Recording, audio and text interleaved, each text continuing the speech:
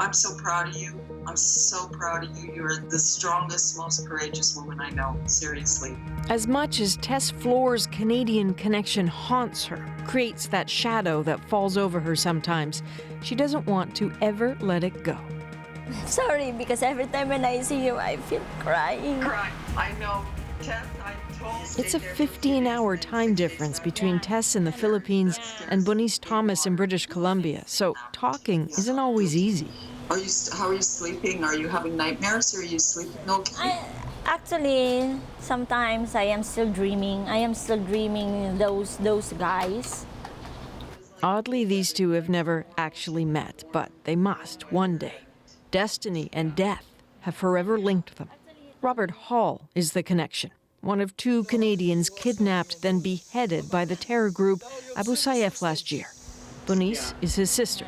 Tes, his girlfriend, who was captured alongside him, held until the ugly end. Keep talking, because it helps, doesn't it? Tes hasn't talked much, but she's starting. I am not really 100% free because I am still scared. Sometimes I am still scared. No.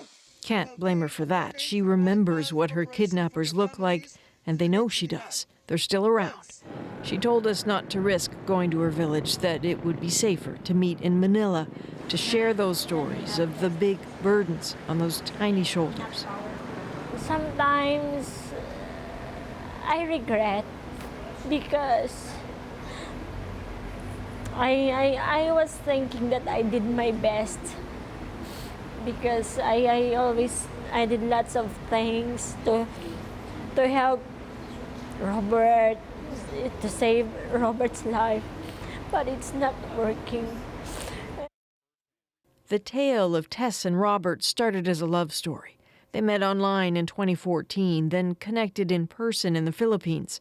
There was time with her son, love letters, a ring, and great vacations on his boat, docked right there on an island marina. That's where they were, September 21st, 2015. Around midnight, Robert got up to make popcorn and made an idle but ultimately disastrous move. He turned on a light. He turned on the light. We heard banging outside. I saw the faces and in the door of the boat. So there was 4, and they were having guns. A few boats over, John Ridsdel, coincidentally another Canadian, heard the commotion and rushed to help.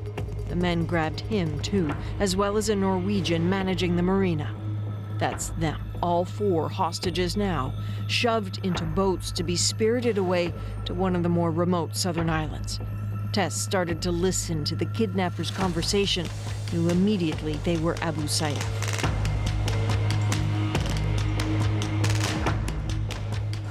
I talked to John, I talked to Robert and Charlton, that this is it. This is what I think. I deliver the message to the Canadian government and to the... Of course, Abu Sayyaf are notorious for demanding huge ransoms, then murdering those who don't pay up.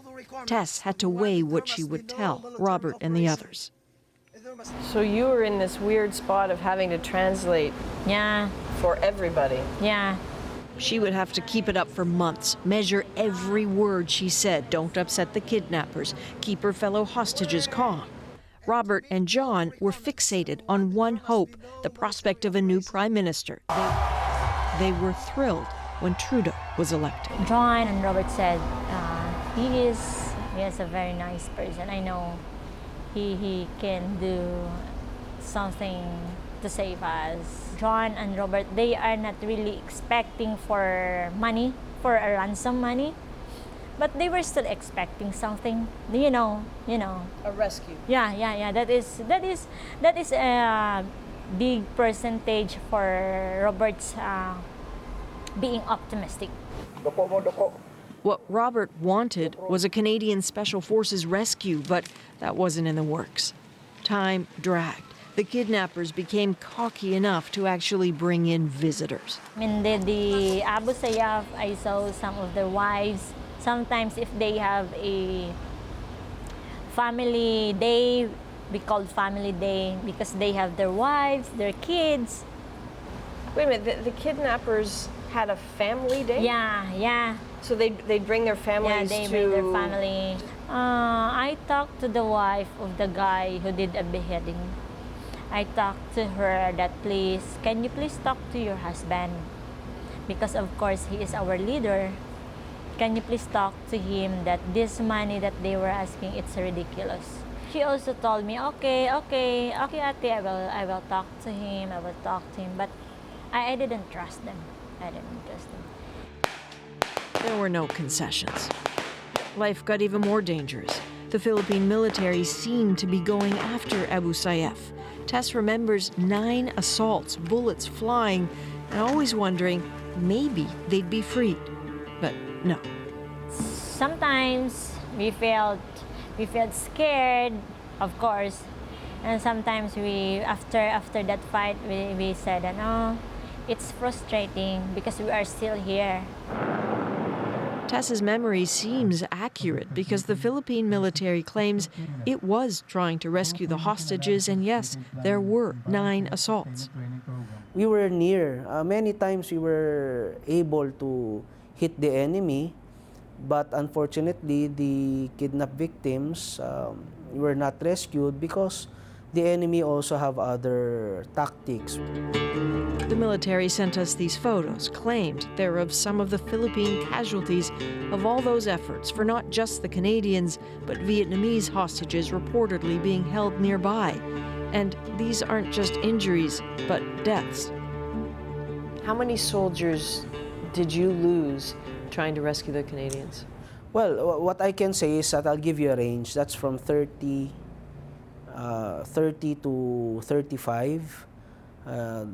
That range from different time operations. They lost their lives trying to rescue the kidnapped victims, the Canadian kidnapped victims. How close exactly? Close enough, he says. It hurts to think about it.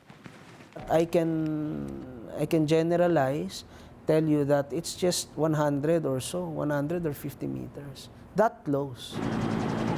100 meters in the jungle can be a long way. It does seem clear, though, the military had eyes on the hostages. Intelligence reports obtained by the CBC show even early on in the kidnapping, October 11th, Philippine intelligence had already identified that 250 men were guarding the hostages, were potentially shielding them briefly at a makeshift mosque. But those hostages were kept on the move every day for months. The day before the ransom deadline for John Ridsdel, Tes says the fighting got more intense. We've been attacked by the helicopters. So they've been panicked because they don't know what they want to do, because they told me that was the first time they were being attacked by the helicopters. The kidnappers tried, she said, to squeeze millions out of Ridsdel's family one last time. Then he was taken away in handcuffs. Robert, believing his fellow Canadian was just going home, until the sounds of the beheading video echoed in that jungle. Did you hear that videos? Did you hear that sounds? And Shartan said yes. So that was the time that we believed that they really killed John.